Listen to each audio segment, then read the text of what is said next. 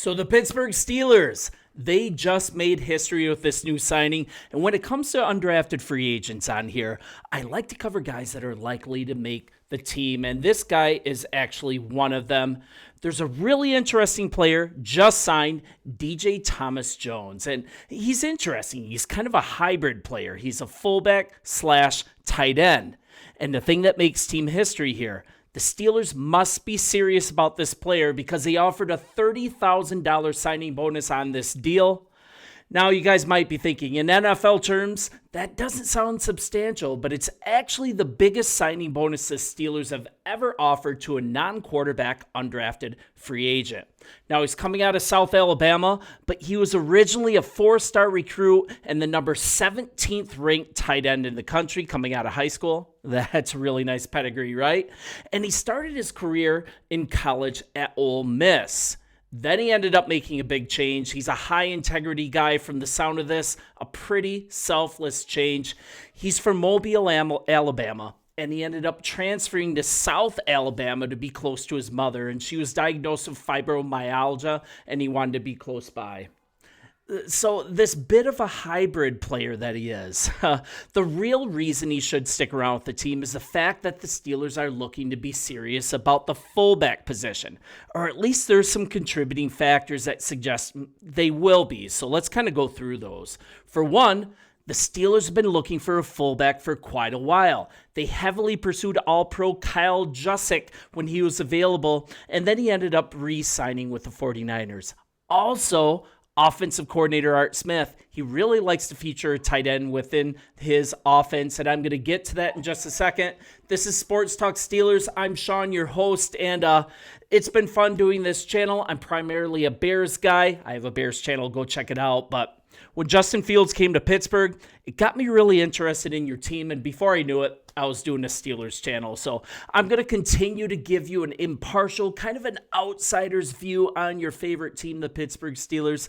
Like and subscribe. Would love to join this. Would love to grow this with you. So thanks, guys. So let's kind of get to what offensive coordinator Art Smith likes to feature within this offense, and that's not only a tight end, but it's also a fullback. So from 21 to 23, that's when Smith was a head coach and play caller in Atlanta, the Falcons ended up ranking second in 22 personnel usage. So what's 22 personnel? That's two backs, two tight ends, and also fourth in 21 personnel. That's two backs and one tight end, and that's by True Media provided that stat. So in this system, the regular fullback, he played between 21 and 25% of the snaps during those seasons. So the main reason that they spent so much on signing this hybrid player is that he not only can play fullback, but he can also contribute in the passing game, and that gives him a lot more value. So let's kind of look a little closer at who he is as a player. Good size, 6'2", 250 pounds. That's a bruising fullback. And last season for South Alabama, Thomas Jones, he caught 22 passes for 191 yards, 3 touchdowns. So in total, his collegiate career, 69 receptions, 610 receiving yards, and 11 scores in 3 seasons with the Jaguars. Now, with no skill players added in this last draft besides running back by the Steelers, this is a really nice player to bring in for you guys. And Tom Pelissero, he had something to say about him. And Tom Pelissero is someone, when he talks, we listen, right? Thomas Jones ran a 4.63 40-yard dash at his pro day, and that's after measuring 6'2" and 250 pounds. And now we've got Nicole Pruitt, still a free agent. Thomas Jones will plop into his role and compete with Connor Hayward and Donald Parham for bottom of the roster snaps. And Donald Parham is a pretty recent addition to this team. So what I'm saying is, there's a pretty likelihood that he's going to be able to make this team because there's a roster spot up for grabs. It's a really nice opportunity to grab this spot from Pruitt, but he's going to have to earn it, right? Special teams. I think that's going to be the tipping point to him parlaying this into a presence on the final 53 for your Pittsburgh Steelers. But I really like the chances of this happening. So let's break this down a little further. He started being used as a fullback in his second year with the South Alabama Jaguars. I'm giving you the mascot there. This led to his best statistical season in 2023. The guy had 27 catches for 235 yards, 5 touchdowns, and that's in 13 games. And then it's kind of highlighted. He had a season high 5 receptions for 59 yards versus Texas State. That's really one of his best games of the season.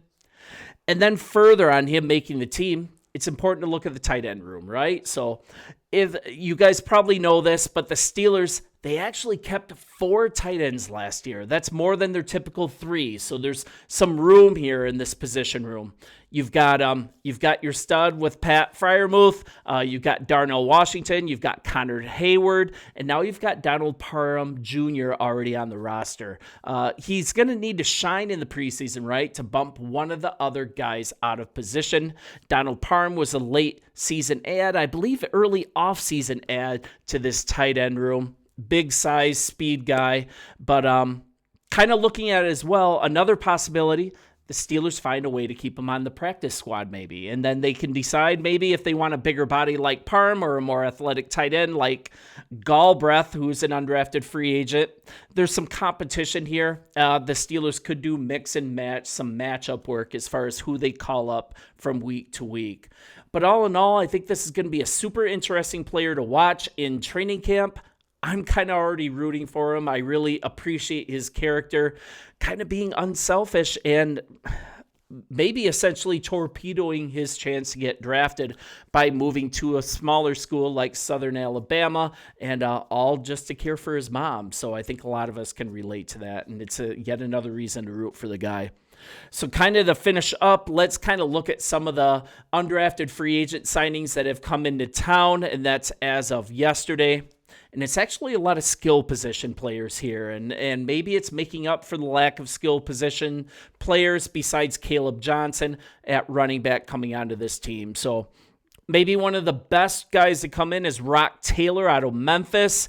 That's Calvin Austin, he's a Memphis Tiger, so there might be some familiarity there. The Steelers have gone to that well before.